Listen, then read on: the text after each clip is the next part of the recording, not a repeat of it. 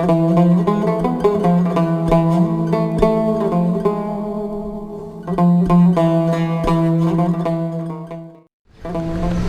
indah kota istana, nampak megah tambah jembatan. Wahai pemirsa Siak TV yang berbahagia, jawablah salam tanda keselamatan. Assalamualaikum warahmatullahi wabarakatuh.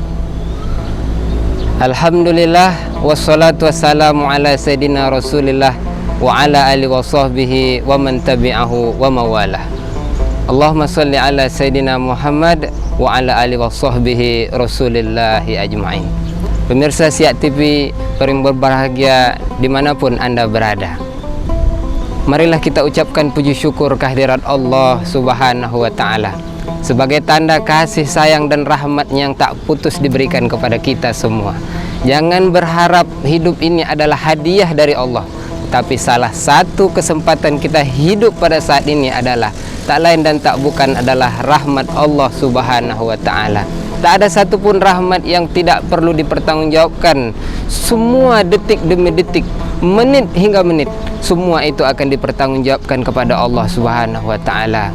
Tanda bersyukur atas nikmat Allah subhanahu wa ta'ala adalah mengucapkan alhamdulillahirabbil alamin, melaksanakan apa yang Allah perintahkan dan senantiasa untuk meninggalkan apa yang telah dilarang oleh Allah subhanahu wa ta'ala. Selawat berangkai salam marilah kita hadiahkan buat junjungan alam Nabi besar Muhammad sallallahu alaihi wasallam dengan sama-sama melafazkan Allahumma sholli ala sayyidina Muhammad wa ala ali sayyidina Muhammad. Pemirsa Siak TV yang dimuliakan oleh Allah subhanahu wa ta'ala, bersolawat kepada baginda Rasulullah senantiasa untuk menjadi umatnya di akhir zaman. Kita tak akan pernah mengenalkan diri kita kepada Rasulullah kecuali dengan salah satunya adalah berwasilah. Wasilah ini adalah menyampaikan, mengenalkan diri, bersolawat kepada baginda Rasulullah sallallahu alaihi wasallam. Para sahabat bertanya, "Ya Rasulullah, bagaimana solawat kami ini akan sampai jikalau engkau mati nanti dimakan cacing tanah?" Dengan lantang Rasulullah sallallahu alaihi wasallam menjawab, sesungguhnya Allah mengharamkan jasad daripada Nabi dan Rasul disentuh oleh cacing tanah. Bagaimana dengan seorang hamba, dengan seorang umat yang tak memiliki amal dan ibadah yang mulia, tetapi salah satu untuk menjangkau derajat kemuliaan itu adalah tak lain dan tak bukan bersolawat kepada baginda Muhammad sallallahu alaihi wasallam. Pemirsa Siak TV yang dimuliakan oleh Allah subhanahu wa ta'ala, dalam Ramadan yang mulia ini setidaknya ada hikmah dan manfaat yang bisa kita ambil dari bulan suci Ramadan. Kita ketahui bersama salah satu dari bulan yang mulia itu adalah bulan suci Ramadan, dan tak ada bulan yang lain daripada itu yang dimasukkan Allah dalam Al-Quran kecuali bulan suci Ramadan. Tetapi apa makna yang terkandung dalam bulan suci Ramadan? Setidaknya ada 3 yang harus kita sampaikan dalam pertemuan ini, dan mudah-mudahan kita dapat berkahnya, amin Allahumma amin ya rabbal alamin. Yang pertama, Ramadan berasal dari kata romdo. Romdo artinya panas. Sesuatu yang panas tentu sangat tak layak untuk kita rasa. Bagaimana seorang petani mendapatkan besi di dalam tanah yang sudah terkandung bertahun-tahun, dia tidak akan bisa dikikis kecuali dengan pembakaran yang sangat panas.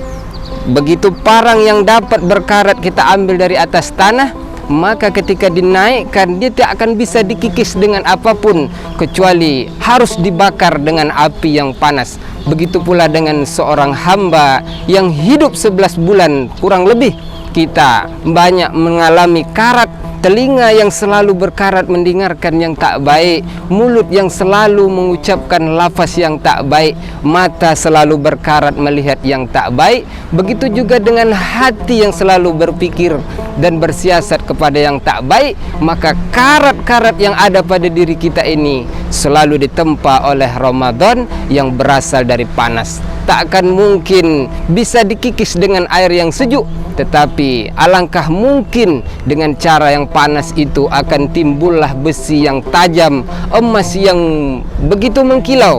Begitu pula dengan hati yang berkarat. Mudah-mudahan dengan Ramadan ini kita bisa membersihkan daripada karat dan dosa kita kepada Allah Subhanahu wa taala. Pemirsa Siak TV yang dimuliakan oleh Allah Subhanahu wa taala. Yang kedua, Ramadan memiliki peran penting dalam kehidupan 11 bulan. Setelah itu kita memasuki bulan suci Ramadan, yang salah satu hikmah daripada Ramadan itu tak lain dan tak bukan adalah kita membuktikan bahwa sesungguhnya hidup ini adalah untuk Allah dan kepada Allah lah kita kembali. Dalam Al-Quran surah Al-Baqarah Allah firmankan, alladzina yu'minuna bil ghaibi. Sesuatu yang gaib itu harus kita imani.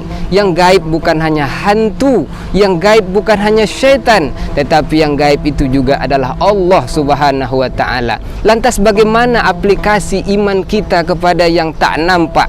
Apabila pada saat kita berpuasa kita nampak air yang sangat bersih dan sangat layak untuk kita minum, hukumnya halal bila kita minum, tetapi karena kita yakin tak ada orang yang melihat di waktu itu, karena yakin kita adanya Allah, kita senantiasa menghindarkan diri untuk minum karena kita ada saat berpuasa. Hadirin jamaah Siak TV yang dimuliakan oleh Allah Subhanahu wa taala, iman tidak akan pernah ditempa kecuali dengan beberapa ujian. Salah satu ujian kita untuk menempa keimanan itu adalah dengan cara berpuasa.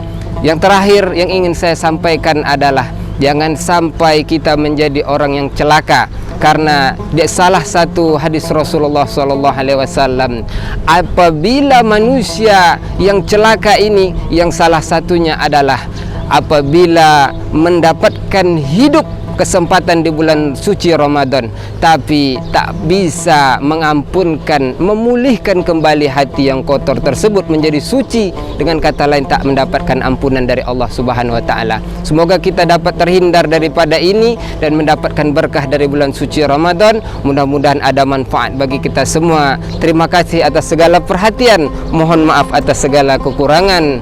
Wabillahi taufiq wal hidayah. Wassalamualaikum warahmatullahi wabarakatuh.